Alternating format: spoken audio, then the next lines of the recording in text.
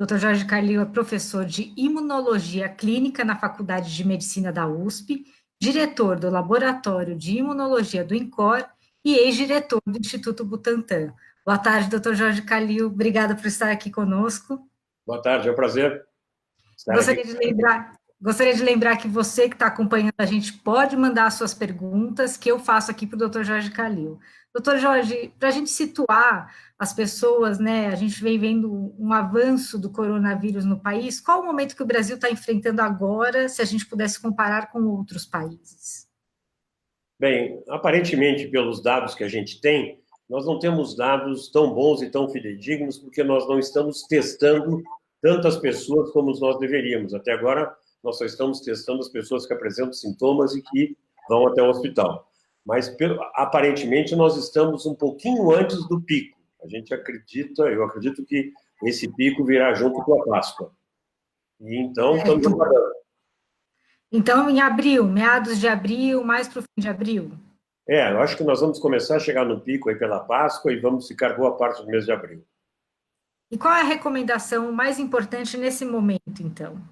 Então, nesse momento, são as recomendações de isolamento social o máximo que as pessoas puderem, né? Sempre puder trabalhar remotamente é melhor, evitar sair muito, ter contato com outras pessoas. Esse vai ser um momento crítico, a partir de agora até o fim de abril. E as pessoas têm que se preservar o máximo que puderem. Fazer todas as medidas que têm sido faladas, de lavar as mãos, etc., são fundamentais.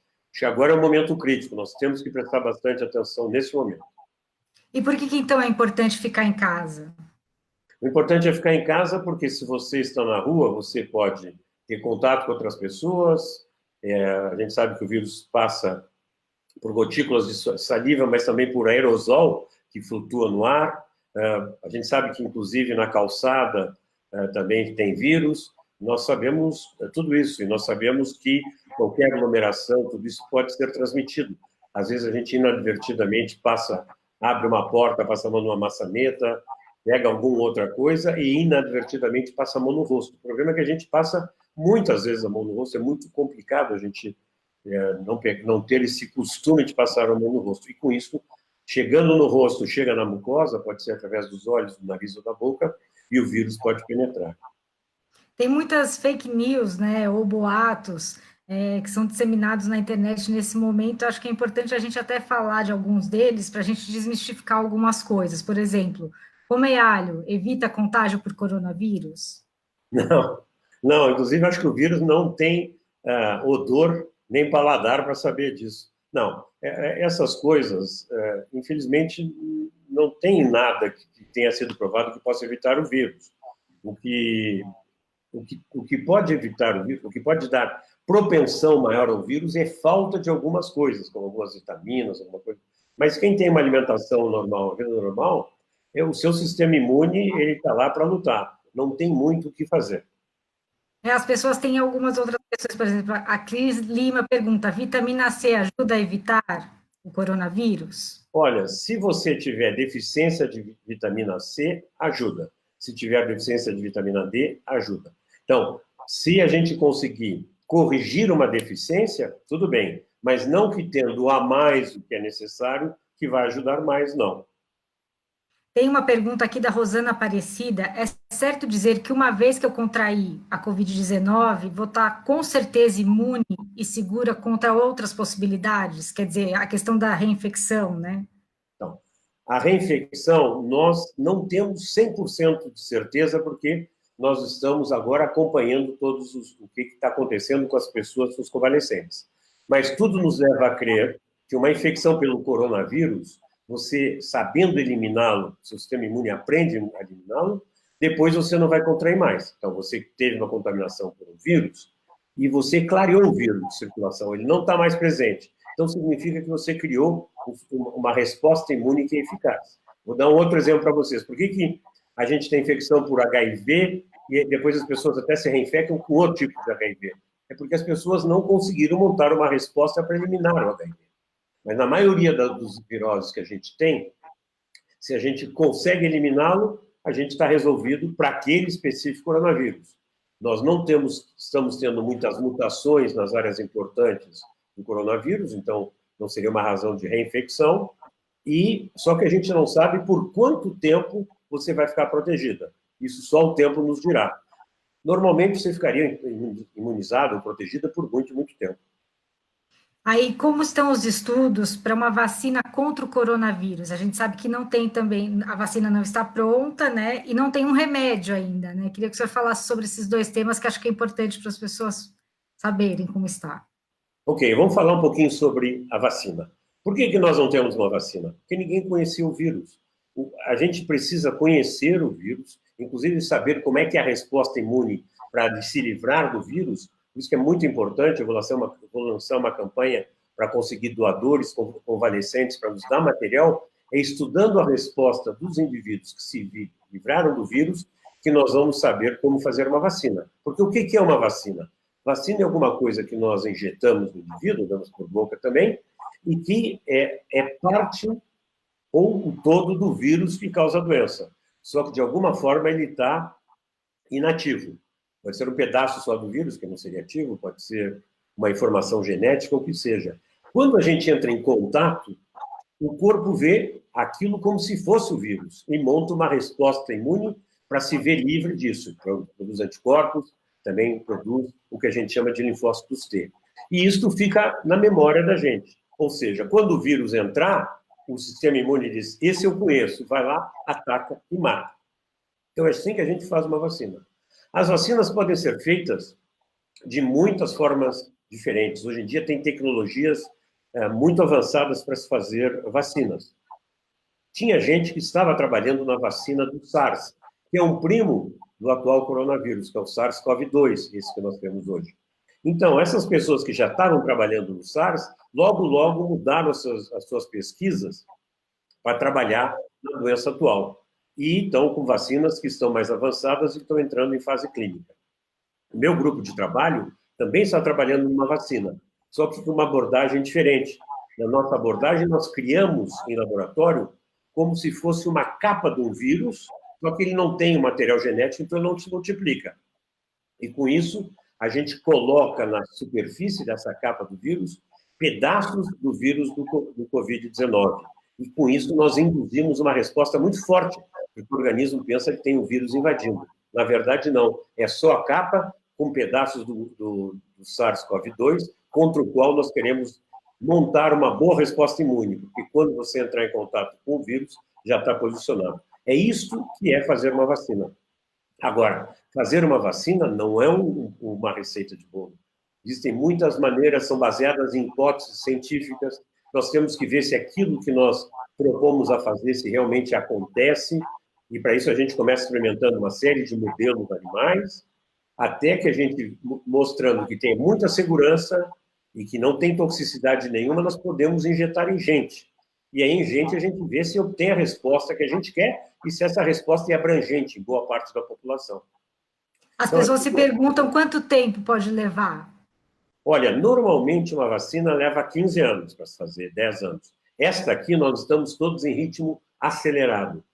E nós, inclusive as agências regulatórias que olham se essa vacina pode realmente ser distribuída para a população, elas estão de olho em tudo que nós estamos fazendo para que todo o processo de aprovação seja rápido.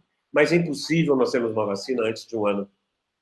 A não ser que se queime muitas etapas de desenvolvimento, o que eu não acho nem conveniente. Porque nós temos que passar por todas essas etapas, depois nós temos que produzir em larga escala e ver se o produto é estável, etc., para depois distribuir. Então, não vai resolver o problema para nós nos próximos meses, mas ele resolverá o problema se esse vírus voltar a nos atacar daqui a uns meses, ou daqui a uns anos.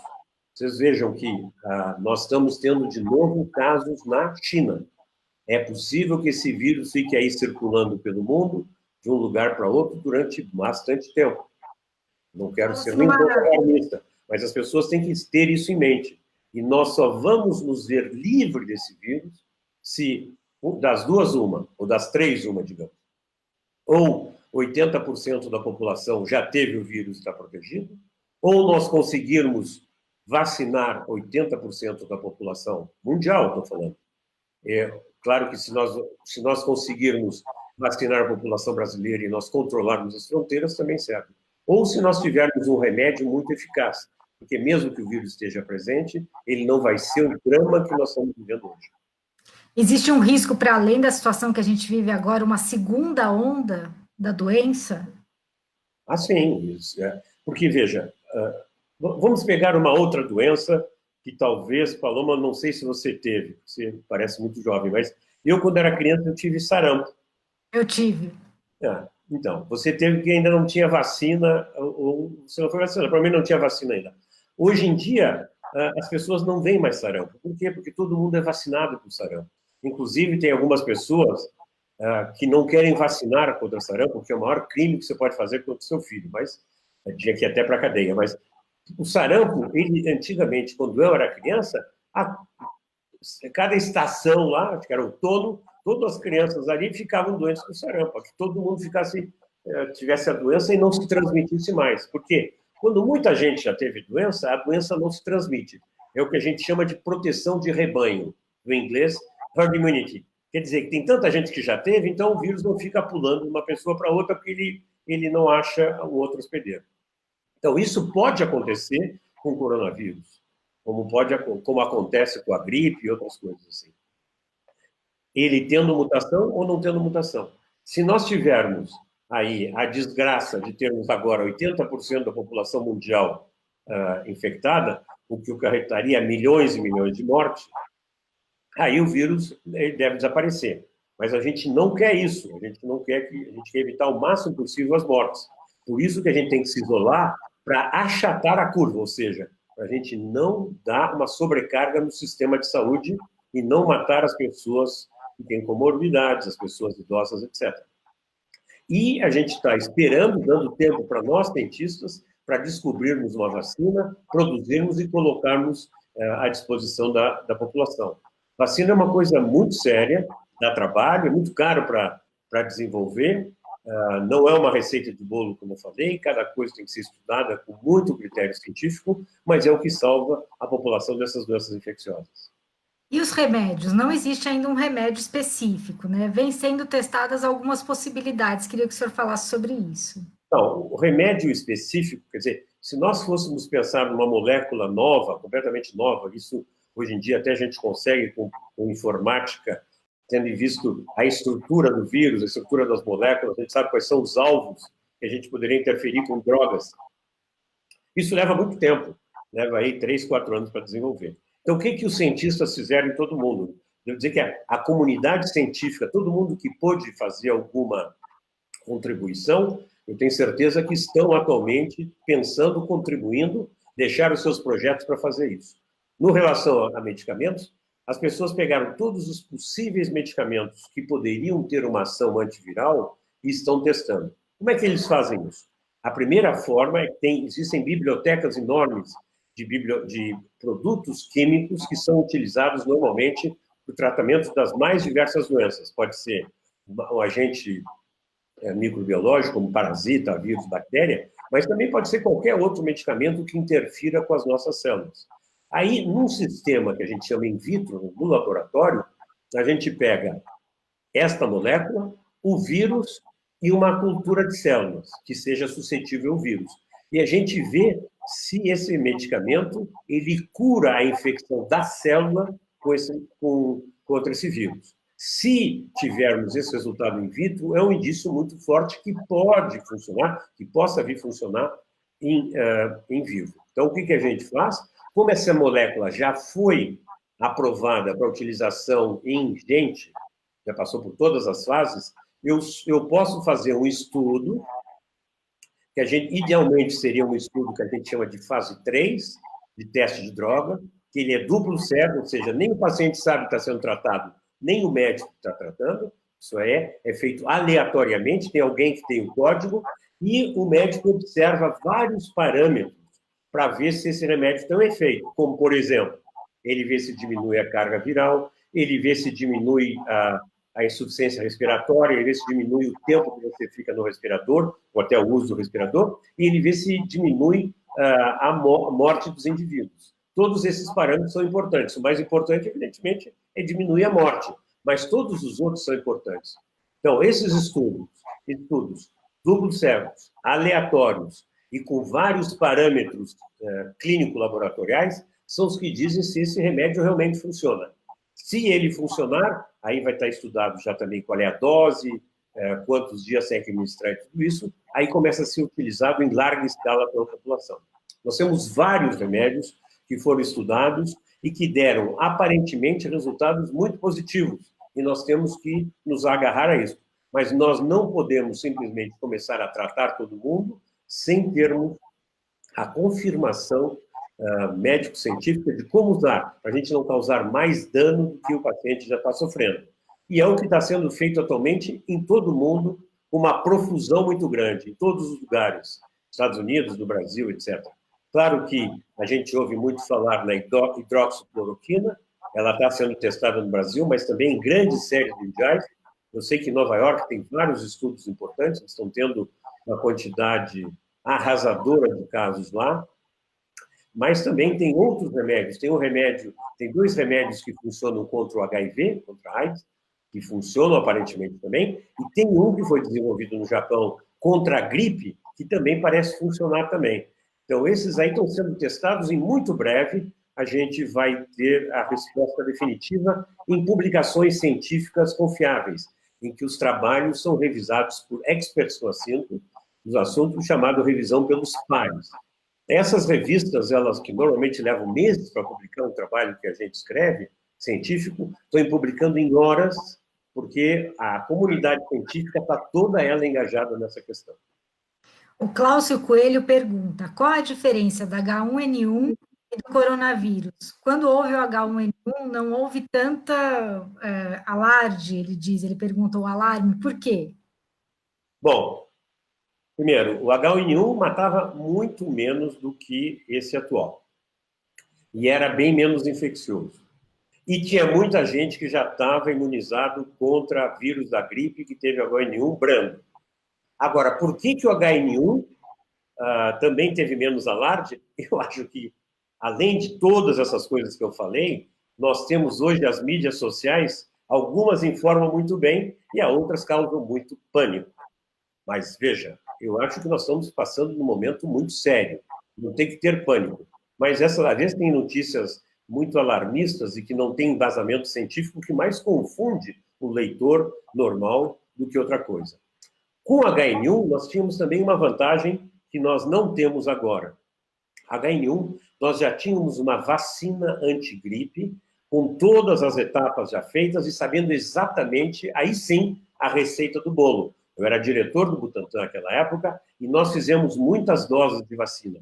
O que aconteceu? Simplesmente essa cepa especial do H1N1, ela foi adaptada para fazer a vacina rapidamente, em poucas semanas, e logo os produtores de vacinas mundiais de gripe começaram a fazer uma vacina com o componente H1N1 muito importante, que fica ainda nessa vacina de gripe até hoje.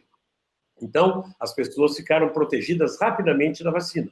Se nós tivéssemos uma vacina agora, nós poderíamos estar imunizando maciçamente a população. E ia ter gente que ainda fica doente, porque isso demora um certo tempo para você montar a resposta imune. Mas nós não ficaríamos nessa incerteza, porque a próxima pergunta que a Paloma vai me perguntar é: até quando que nós vamos ter esse problema? Provavelmente, até quando? Não se sabe, né? Não temos nós não sabemos até quando, por todas as razões que eu já disse para vocês. O que nós gostaríamos de fazer? Nós gostaríamos de controlar a doença agora, não ter essa transmissão aí catastrófica, exponencial para todo mundo, e diminuindo o máximo que der as pessoas que estão contaminadas, infectadas, até não haver mais transmissão. Mas nos falta muita coisa para isso. Primeiro, tem que aderir ao isolamento. Segundo, sem dúvida alguma, o isolamento vai nos levar a uma crise econômica muito grande, que é um outro tema que a gente pode conversar. Mas o que é importante que as pessoas entendam é que, se não tiver 80% da população com vírus, nós ainda não estamos livres do vírus.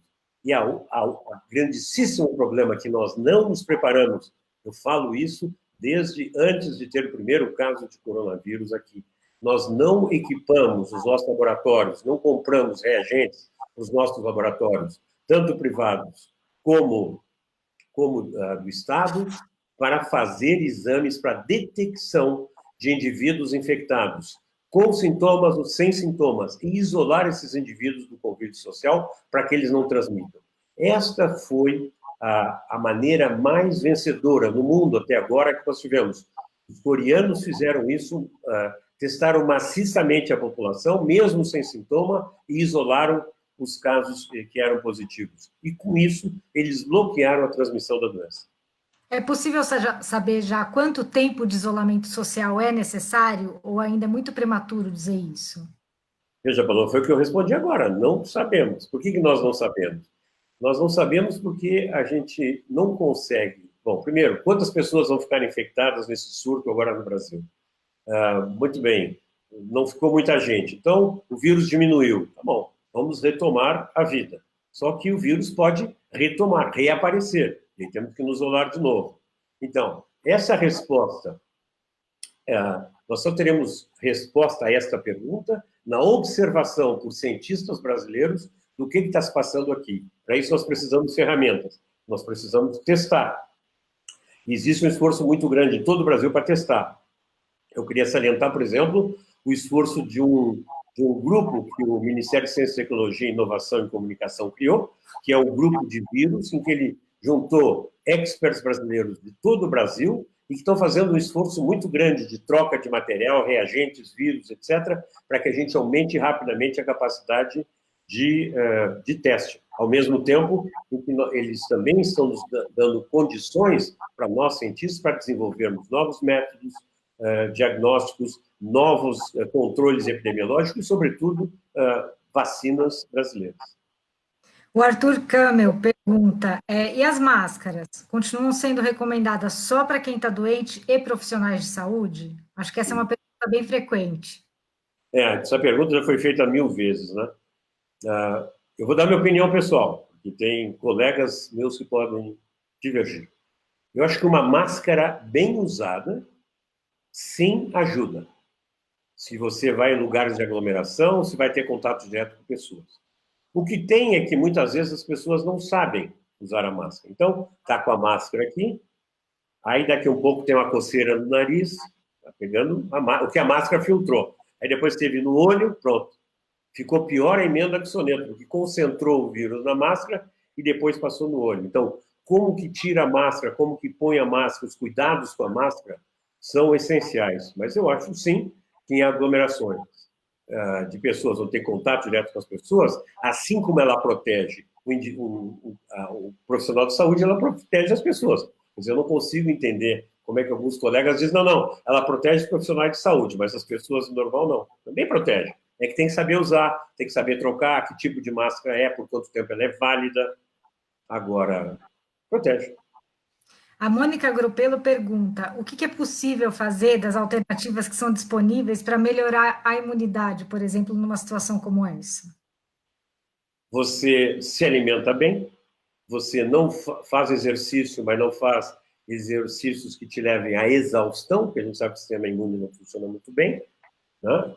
Durma bem, e é isto. O sistema imune, nós não podemos interferir, a não ser que você tenha deficiência, os casos mais comuns, que a gente sempre fala em vitamina C e vitamina D. Tem uma pergunta sobre vitamina D. A Meire fala, há uma correlação entre déficit de vitamina D e coronavírus, ou a possibilidade de estar mais exposto? A vitamina D, também a C, são muito importantes em vários momentos. As vitaminas são enzimas, frequentemente, ou coenzimas, melhor dizendo, que atuam em vários processos dos mecanismos de defesa. Uma deficiência em vitamina D pode ser ruim. Tem muita gente até que atribui que, às vezes, essas doenças são mais graves, mas isso não tem comprovação muito clara. Mas tem gente que acha que essas doenças são mais graves em climas frios, não só porque as pessoas ficam em casa e se comunicam mais, mas também porque não pegam sol e não tem vitamina D. Isso precisa ser confirmado. Mas aqui no Brasil, a gente tem muito sol, uma boa alimentação, você deve ter vitamina D. Se tiver deficiência, você sabe, pode ser que vitamina D sirva. Se quiser tomar vitamina D, não vai fazer mal, mas, por favor, não tome demais, porque as hipervitaminoses são também doenças. Tinha uma questão até de discussão bem no começo, né, de como o vírus se comportaria no calor, né, num país como o Brasil tropical, mas parece que tem um comportamento semelhante ao de outros países. Veja, isso ainda está em observação. Parece que tem, mas se você for ver, talvez a curva em Nova York seja pior do que a curva de evolução de São Paulo. Mas tem muitos outros fatores, além do calor, né? Nós temos, talvez, o São Paulo talvez tenha começado o confinamento antes, não tenha tanto estrangeiro chegando com a doença como tem em Nova York. Tem muitas variáveis para serem avaliadas. Na medida do possível, a gente está tentando ver isso. Agora, você sabe que na ciência, para que a gente consiga ver o efeito de uma coisa especificamente, tem que isolar aquela variável, porque senão tem muita coisa que vai participar da resposta. É o que a gente está tentando fazer por vários métodos epidemiológicos. Assim é para várias dessas questões, né? Para que eu saiba se o alho funciona para melhorar o vírus, eu tinha que fazer um estudo em que algumas pessoas comem alho, outras não comem alho, na mesma exposição do vírus e estão protegidas. Não vale dizer que a minha vizinha gosta muito de alho e não pegou a doença. Não é um método científico. Doutor, a Ellen Redondo pergunta: e os fumantes correm mais risco? Os fumantes correm mais risco, não de contrair o coronavírus, mas que o coronavírus seja uma doença mais grave.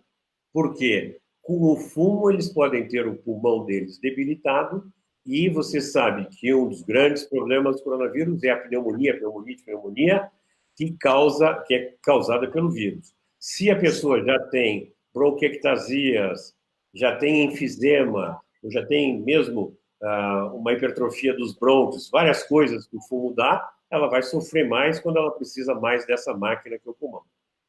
Doutor Jorge Calil, nosso tempo está acabando, mas alguma coisa que o senhor acha importante dizer ou reforçar algum recado? Olha, eu tenho. Acho que nessas épocas aí a gente vê a importância de nós termos uma comunidade científica sólida e que vá, com seriedade, aconselhar o povo brasileiro.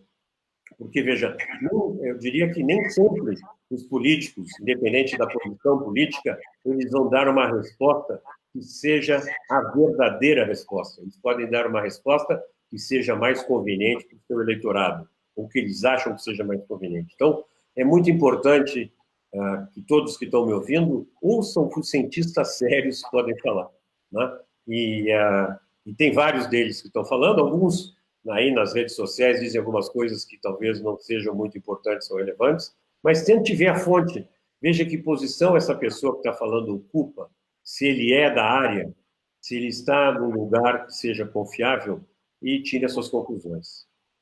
Doutor Jorge Calil, muito obrigada pelas suas respostas. Muito obrigada a você que acompanhou essa live com a gente aqui na TV Estadão. Até a próxima. Até a próxima.